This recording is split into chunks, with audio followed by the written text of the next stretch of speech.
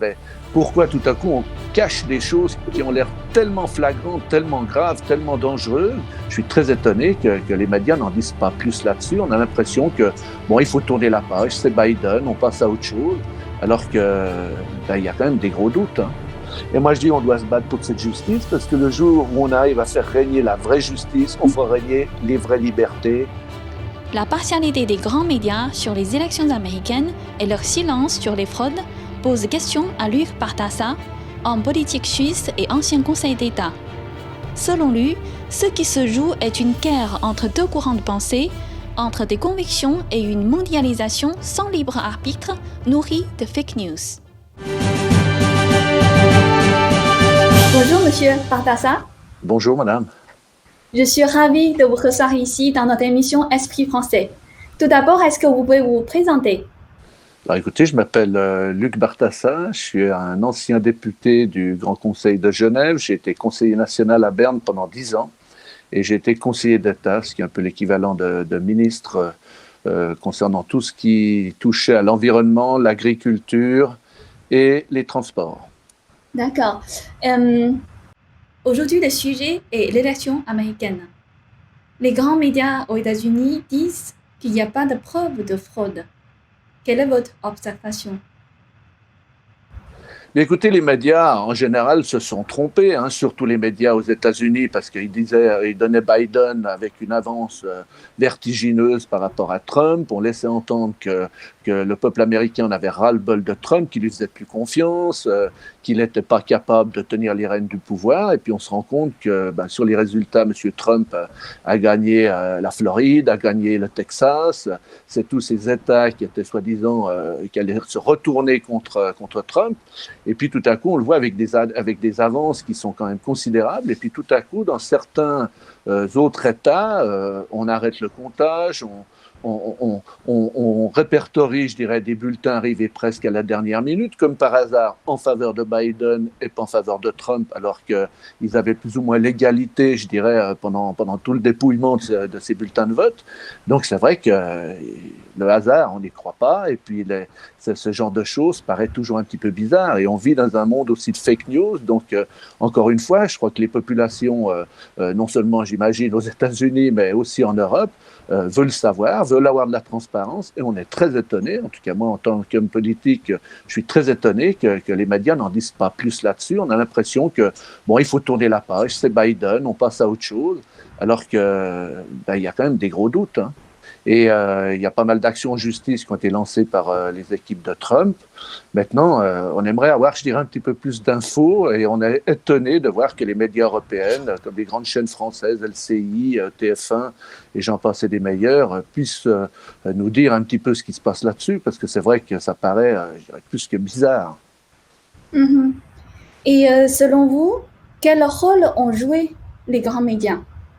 Écoutez, les grands médias, en tout cas depuis l'élection de Trump, sont très, je dirais, négatifs envers M. Trump, hein. On a vu des reportages passer sur les télévisions européennes. Est-ce que Trump est fou? Est-ce que Trump est intelligent? Est-ce que Trump est capable? Et puis c'est vrai que depuis le début, on a l'impression qu'on casse du Trump à tout prix, et il arrive un moment, et je dirais, il y a presque eu un petit peu l'effet martyr. Et puis alors après, il y a toutes les personnes qui ont analysé, je dirais, ces derniers mois, le bilan de M. Trump, hein, comme beaucoup le relèvent, c'est un des seuls présidents américains qui n'a pas déclenché une guerre à l'étranger. C'est un président américain qui a réussi à faire baisser le chômage presque au niveau des années 60, où c'était l'euphorie, je dirais, pour l'économie américaine. Aujourd'hui, on entend beaucoup de choses aussi sur la famille Biden, qui serait plutôt affiliée à tout ce qui concerne le gouvernement chinois, comme on a accusé à l'époque M. Trump d'être proche de la Russie. Et je pense qu'aujourd'hui, il y a beaucoup de doutes, il y a beaucoup d'intrigues, et puis on vit dans une période avec la COVID qui nous permet qui nous permet pas justement d'avoir une vision très transparente de tout ce qui se passe.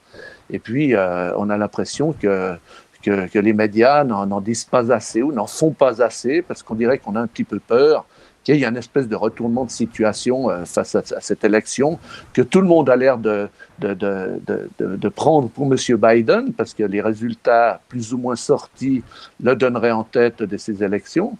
Mais en même temps, il y a des gros doutes, il y a des actions en justice, il y a quand même certaines personnalités qui sont venues sur le devant de la scène, même des démocrates, hein, pour critiquer ce système de vote qui a déjà créé des problèmes dans d'autres pays. Je crois qu'on a parlé des Venezuela, ailleurs. Donc il est important de faire la lumière, non seulement au niveau de la justice, bien entendu, aux États-Unis, mais que les médias s'y intéressent. C'est ce qui est vraiment bizarre dans cette histoire, c'est que c'est du pain béni pour les médias et personne n'en parle. Mhm. Et aussi, en fait, Twitter, pendant la période d'élection, Twitter suspend et bloque des comptes. Par exemple, le compte du sénateur qui a organisé une audition publique sur la fraude électorale. Ce type de pratique, c'est comme dans des pays communistes. Mais on est quand même étonné que ce genre de choses se passe comme par hasard à certains moments clés au niveau de l'information qui était censée être donnée à la population, encore une fois, je dirais presque mondiale, hein, pas seulement aux États-Unis.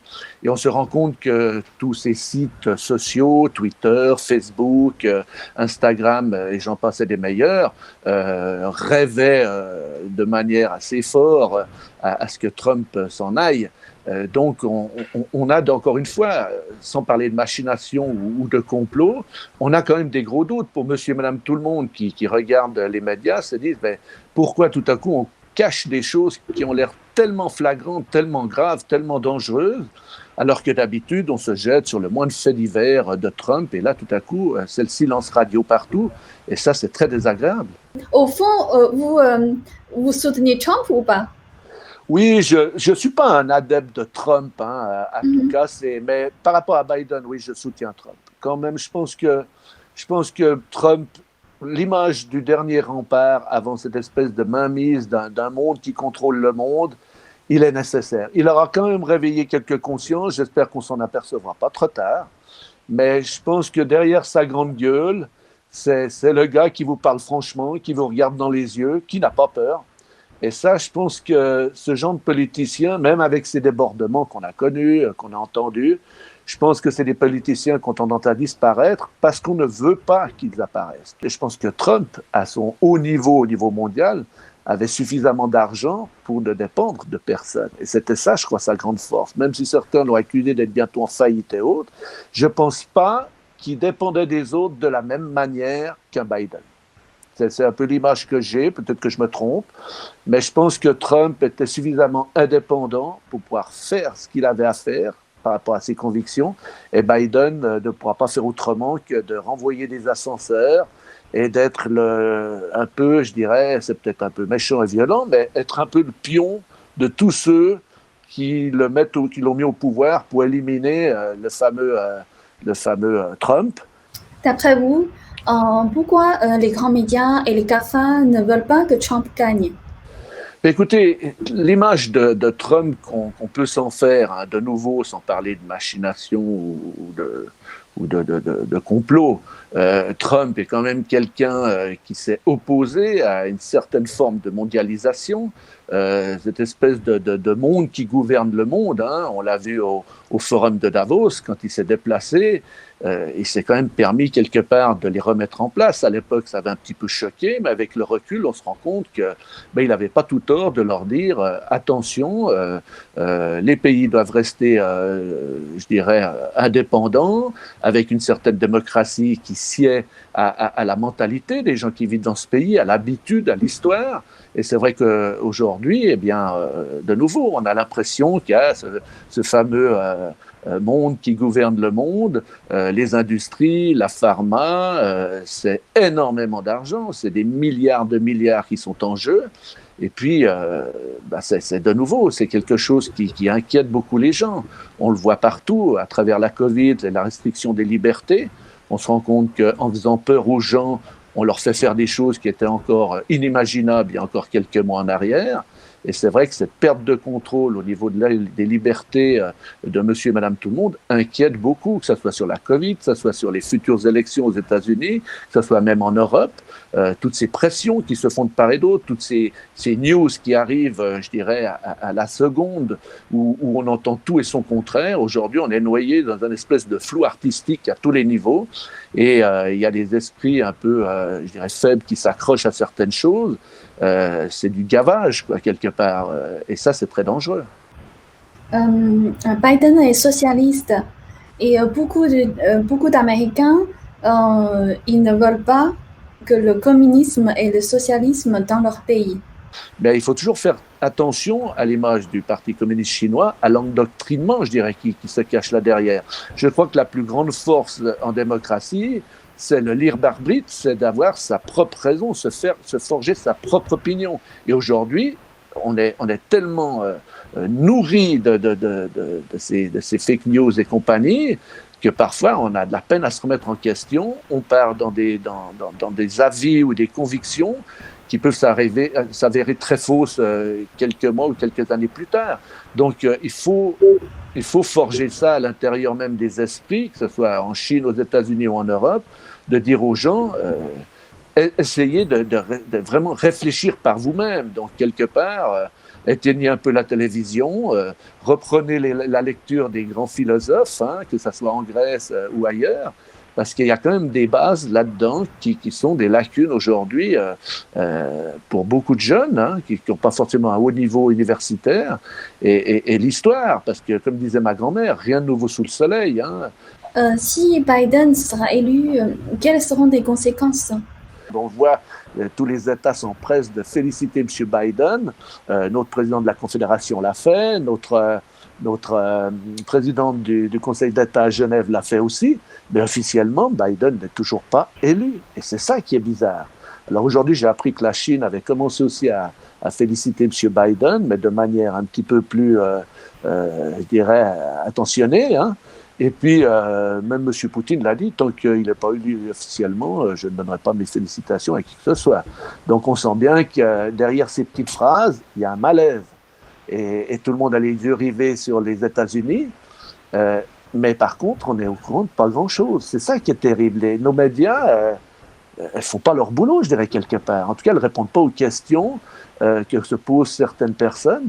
Et surtout, on laisse aller ces espèces de fake news par lesquelles on est inondé partout. On ne sait plus qui croire. Moi, j'en reçois des centaines par jour de gens qui me disent « mais vous vous rendez compte ?» Et si vous dites à la personne « c'est une fake news, vérifiez vos sources », vous vexez quelque part la personne. Donc, quelque part, ce que je veux dire par là, c'est que c'est déjà ancré dans pas mal d'esprits, le lavage de cerveau qu'on nous fait à travers les médias et compagnie. Donc, c'est aux médias, quelque part. S'ils sont un pouvoir réel, de qui dépendent-ils s'ils ne veulent pas travailler sur la vérité ou nous démontrer le mensonge? De qui dépendent-ils? Eh bien, c'est les mêmes dont on parle depuis le début de cette interview. Il ne faut pas rêver. On a ridiculisé Trump avec sa coupe de cheveux, avec son côté un peu franc-parler. Mais si vous voyez un petit peu...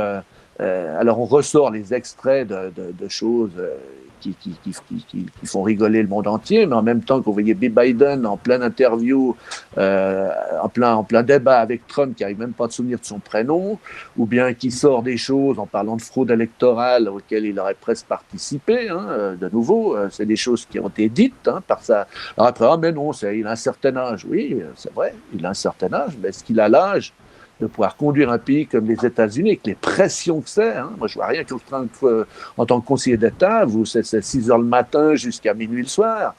C'est très difficile. Maintenant, Biden, on a eu toute l'histoire de l'ordinateur que son fils avait déposé. On a découvert à travers cet ordinateur qu'il y aurait certains liens avec la mafia, qu'ils ont pu obtenir pour le fils à Biden des marchés pour reconstruire des immeubles en Syrie pour plusieurs centaines de millions de francs, si ce n'est pas de milliards. De plusieurs milliards. Donc, vous savez, ces choses-là, c'est comme je vous disais, si vous n'êtes pas intègre et incorruptible quand vous êtes à la tête d'un département, d'une région, d'un pays, eh bien, il y a toujours un moment où ces gens-là, qui vous ont servi la soupe, eh bien, il va falloir leur envoyer l'ascenseur. Et je pense que Biden... avec ses attaches chinoises, qui sont en train, je dirais, de s'imposer dans le monde entier, c'est peut-être pas bon par rapport au programme de Trump qui pensait à plus de démocratie et plus d'indépendance ou de conserver cette démocratie, cette indépendance. Avant de conclure notre interview, est-ce que vous avez certains messages à passer de plus? C'est pas de perdre ou de gagner une élection, c'est la justice qui fait le plus de mal aux gens. C'est l'injustice. Et moi, je dis, on doit se battre pour cette justice parce que le jour où on arrive à faire régner la vraie justice, on fera régner les vraies libertés, les vraies démocraties. Et c'est ce que j'essaye de dire et de faire passer à mes enfants, encore aujourd'hui, malgré qu'ils soient grands, ils ont 19 et 26 ans.